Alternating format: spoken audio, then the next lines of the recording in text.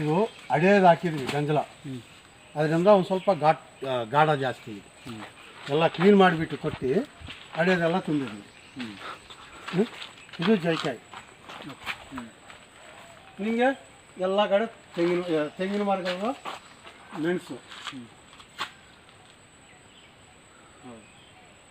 ಇದು ವ್ಯವಸಾಯ ಏನಂದರೆ, ನಾವು ಈ ವ್ಯವಸಾಯದಲ್ಲಿ ಹಿಂಗಿರಬೇಕು ಅಂತ ನನ್ನ ಕಾನ್ಸೆಪ್ಟ್.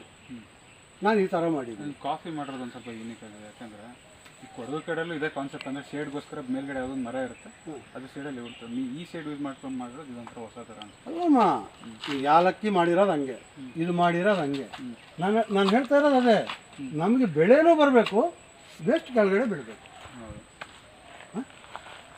ಏನು ಮಾಡಿದ್ರೇನು ವೇಸ್ಟಲ್ಲಿ ಆಗ್ತಾ ಇರಬೇಕು, ನಮಗೆ ಇದು ನಾವು ತಿಂತಾ ಇರಬೇಕು. ಗಿಡಕ್ಕೆ ಫಲ ಇರಬೇಕು, ನಮಗೆ ಫಲ ಇರಬೇಕು. ನೋಡಿದ್ರಲ್ವಾ ಎಲ್ಲರೂ? ಹಂಗೆ ಬಿದ್ದಿದೆ ಯಾವುದು? ಈ ಸಣ್ಣ ಪುಟ್ಟ ಇಲ್ಲಮ್ಮ, ಮೊನ್ನೆ ಕೊಯ್ದಿದ್ರಲ್ವಾ?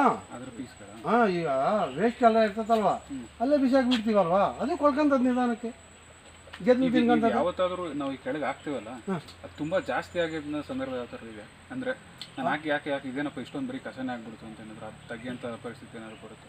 ಬರಲ್ಲಮ್ಮ ನಿಮಗೆ.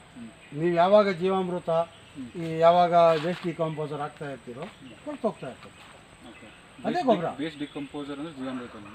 ಜೀವಾಮೃತ ಥರನೇ ವೇಸ್ಟ್ ಡಿಕಂಪೋಸರ್ ಒಂದು ಕಿಶನ್ ಚಂದ್ ಅಂತ ಹೇಳಿ ಗಜಿಯಾಬಾದಲ್ಲಿ ಒಬ್ಬರು ತಯಾರು ಮಾಡಿದ್ದಾರೆ. ಕಿಶನ್ ಚಂದ್. ಹಾಂ, ಅವರು 20 ರೂಪಾಯಿ ಡಬ್ಬ ಮಾಡಿ ಒಂದು 5 ml ಕೊಡ್ತಾಯಿದ್ರು.